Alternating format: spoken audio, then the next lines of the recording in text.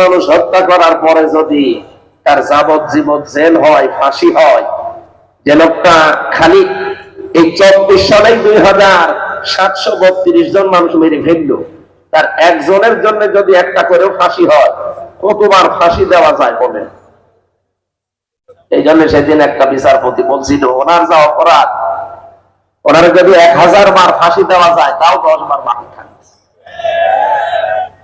এই জন্য আমাদের কন্যা আছে আপনাদের কাছে, সারা দুনিয়ার কোন রাষ্ট্র এই বস্তাটাকে নিতে রাজি হয়নি। আপনারা যেহেতু নিয়েছেন, রাখেন, ভালোভাবে রাখেন। ও ছাপা দিয়ে তো কোনো কাজ কাম নেই। আর যদি নাই পারেন, চাপ তো আসতেছে, আমরা দেখছি বিশ্বের চাপ আসতেছে। আমাদের মেয়ে আমাদের ফেরত দিয়ে দিয়েন, আমরা বললাম আল্লাহর কাছে পাঠিয়ে দেবো। যেহেতু ডান আর বাম বললাম, ডানপন্থী মানুষদের সাথে আমি মিলে দেখেছি, এই মানুষগুলো জীবনেও দাদা বাবুদের মেনে নিতে রাজি না, মেনে নেবেও না। ওই বাম যে কয়টা আছে, দাদারা চিন্তা করছে আমাদের এই চুক্তিগুলো তো সব বাতিল হয়ে যাবে, যেহেতু যারা প্রকৃত ফ্যাসিস্ট তাদের এ দেশের মানুষ আর মানবে না, সুতরাং ডানপন্থী মানুষগুলো তো হচ্ছে না। আর যারা আলেম ওলামা এদেশে ইসলামপন্থী, তাদের দিয়ে তো হবেই না। সুতরাং আমরা একটা কাজ করি, এমন কয়েকজনকে বেছে নিয়ে তাদেরকে আমরা অফার দেব। এই জন্যই মনে হয় কয়েকজন এখন লাফাচ্ছে, তারা এখন আলেমদেরকে ধর্ম ব্যবসায়ী বলছে। এই কথা বলা লাগবে। তারা এখন বলছে কোরআনের সাথে রাজনীতির কোনো সম্পর্ক নেই, অথচ আমার এই ছোট্ট মাথায় কোরআনে গাড়ি নেই। 918 জায়গায় শুধু রাজনীতি করা লাগবে কোরআন দিয়ে, এইরকম আয়াত আছে। আমার এতটুকু মাথায় যদি এতবার আমি পাই, বড় বড় মাথা যা, এই যে এরকম তো আরো বেশি পাবো। বলেছে কথা, তার মাথা কিন্তু অনেক বড়, কিন্তু উনি খুঁজে পায় না। পাবে কি করি? কোরআনে কারিম মানে কি, এ কথাও সে বলতে পারবে না। পারবে? কোরআন মানে কি বলেন তো? কোরআন মানে বহুল পঠিত পাঠ্য।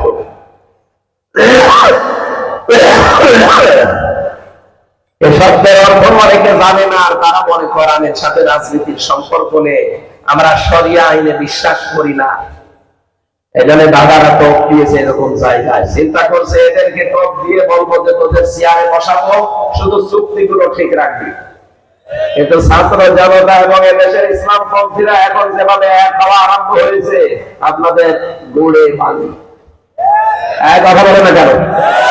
3 দিন আগে ভয়েস অফ আমেরিকা, গোয়েন্দা সংস্থা আমেরিকার একটা, তারা রিপোর্ট দিয়েছে এই দেশ সম্পর্কে, বাংলাদেশে ইসলামপন্থীদের তৃতীয় একটা শক্তির উত্থান হতে যাচ্ছে। সুতরাং তারা যে আশা করে রেখেছেন, এই আশা কিন্তু করে ভাবি। আগস্টের 5 তারিখের আগে এই দেশে মাত্র 100 জনের 15 জন মানুষ চাইতো কোরআনের বিধান দেশে কায়েম হোক। 100 জনের কতজন? আরো জোরে বলেন। তার ভেতরে হয়তো মানিক সাহেব এইরকম 100 জনের মাত্র 15 জন। 5.5 মাসের ব্যবধানের রিপোর্ট দেখেন। আরে ভাই, রিপোর্ট গুলো তো আমরা বানাইনি, বানিয়েছে সব খ্রিস্টান আর বৌদ্ধরা, আর ইহুদিরা। ওরা কি আমার খারাপ ভাই? বলে বলেন, আমাদের প্রকাশ্যে শত্রু। 96% মুসলমান এই দেশে এই রিপোর্টটা দিতে চায় না। ওরা দেখে 88% না, এই দেশে মুসলমান সংখ্যা কত? 96%।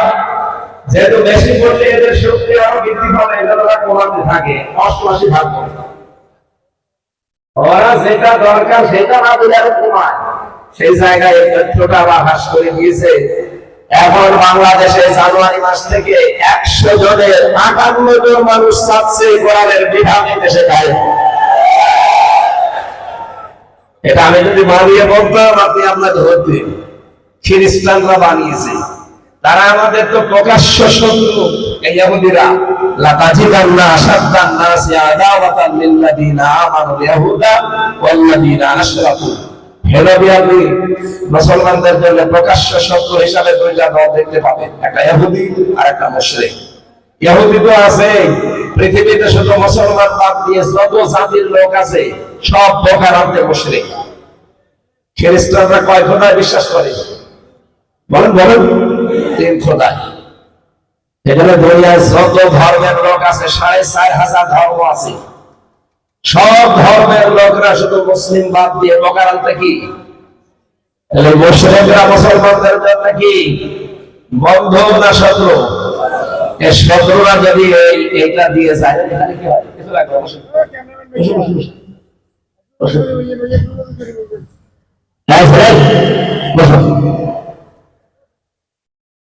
আপনি এখানে একটু চিন্তা করে দেখেন, 15 থেকে 5.5 মাসে যদি 58 ভাগ হয়ে যায়, আর 5 মাস যেতে দেন, এই দেশের 100 জনের 100 জন মানুষ চাইবে যে আমরা কোরআনের বিধান চাই। এই জন্য তো আমরা চাচ্ছি যারা দায়িত্বে আছেন আপনারা সময় নেন, 1 বছর নেন, 1.5 বছর নেন। সর্বনাশ কি সেদিন তো সাংবাদিককে বলছে আমরা 1-1.5 বছর সময় দিলে অসুবিধা নেই, পেছন দিকে কে যেন নামাতে দিল না, বলে এখনই দেওয়া এখনই দেওয়া মানে এই 15.5 বছর জালেমদেরকে যারা টিকে গেছে তারা এখনো শেয়ার করতে আছে। সংস্কার না করে নির্বাচন দিলে ঠিক ওই আগেরটাই হবে, দিনের ভোট রাতে হয়ে যাবে। কথা বলতে গেল সময় বেশি নেওয়া দরকার, সম্মানজনক একটা সময় নেই। যারা এই 1628 চেয়ারে বসেছিল একটাও যেন বসে না থাকে। 1628 চেয়ার পরিবর্তন করে নকল মানুষ বসা, এরপরে নির্বাচন দেবে। এগুলো বিবাহ করে বাসর রাতে তার মা যে বলছে বৌমা আমি কিন্তু নাতি মুখ চাই, মা আপনি আমার সময় দেবেন। দাদি শাশুড়ি এসে বলছেন কি করবো জানি না, আমার কিন্তু পুতি চাই। দাদি শাশুড়ি এমন আসলা, এখন আপনার নাতির সাথে দেখা হয়নি, সময় দেবেন না, 10 মাস বড় লাগবে। ভাতিজা এসে বলছে নরদার ব্যবহার এসে বলছে আমাদের ভাতিজা ঠিক আছে সময় টানি ধরুন। স্বামী এসে বলছে কি গো কি হও জানি না, আমার বেবি চাই, বেবি চাই বলে ওই বড় ঘন্টা ভেঙে দিয়ে বলছে বংশ কিছু পাগলের বলছ তুমি বেবি চাই, তোমার বোন ভাতিজা চাই, তোমার মা এসে নাতি চাই, তোমার দাদি এসে পুতি চাই, সবই তো দেবো, ঘুমান কেন? বাসন করা লাগবে না, শুধু বাসন হলে 10 মাস গল্পের সময় লাগবে না, এখন কিছুই হয়নি। আর এই চাই এই চাই এই চাই সব দেবো, আমার সময় দেওয়া লাগবে। আমি তো পুরো ডাবল করতে দিয়ে দায়িত্ব আছে বলে তো, একটাও কি রাজনীতিবিদ, কেউ ব্যবসায়ী, সারা জীবন কেউ শিক্ষকতা করেছে, এই মানুষগুলো কেমন দায়িত্ব নিবে? আমি সময় দেবেন না, এটা সন্তান হতে লাগে, তারপরে বাসন হওয়ার পর আরেকজন এখন কিছুই হয়নি, খালি দেন দেন দেন কি করবেন? আপনি বসলেন, বসে কি করবেন?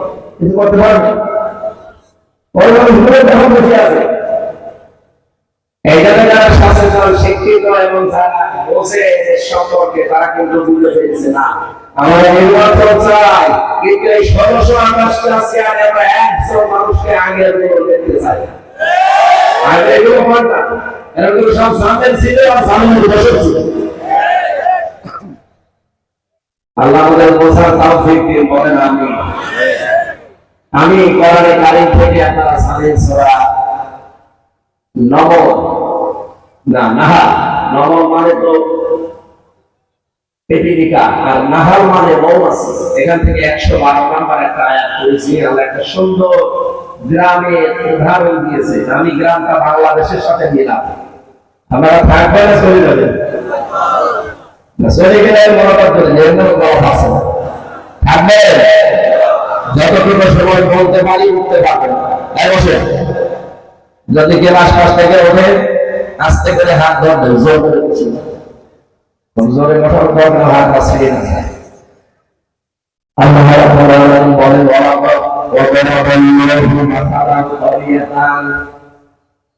আমি একটা দৃষ্টান্ত দিলাম তোমাদের সামনে, একটা গ্রামে, কিসে একটা গ্রামের দৃষ্টান্ত তোমাদের সামনে দিলাম। কানা আমিনাতান মুতমাইন্নাতান, এই গ্রামে দুইটা জিনিস ছিল। এক নম্বরে ছিল সেখানে নিরাপত্তা, দুই নম্বরে ছিল সেখানে শান্ত নিশ্চিন্ত। তাহলে দুইটা জিনিস এই গ্রামের ছিল। আপনি বাংলাদেশকেও মিলান 47-47 আগে, 47 আগ পর্যন্ত আমরা কিন্তু ঠিকই নিরাপত্তাও পেয়েছিলাম এবং শান্ত ছিল। পরবর্তীতে যখন এই ভাইরা ভাগ হয়ে আমাদেরকে আলাদা করে দিল, আমরা ওই ভাই আর এই ভাই, দুই প্রান্তের দুই ভাই মিলে একটা দেশ ছিলাম, ভালো চলছিল। আল্লাহ যদিও এই গ্রামের নাম দিয়েছে উদাহরণ হিসাবে, আমি তাফসিরে ইবনে কাসিরে দেখলাম এই গ্রাম বলতে আল্লাহ মক্কা শহরকে বুঝিয়েছে। কোন শহর? এত নিরাপদ ছিল সেখানে দুইটা কারণ। এক নম্বরে সেখানে আল্লাহর ঘর ছিল।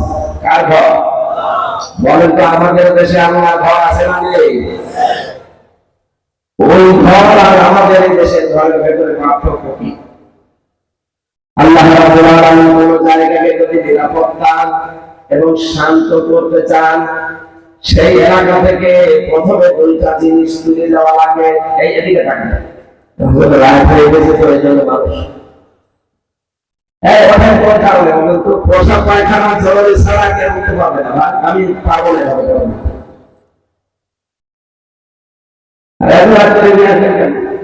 আমি তো এসে বসে আছি 1:30। রাত 10টায় মানুষের শেষ করে দেওয়া হবে, আপনারা বলে দিয়ে দেখবেন।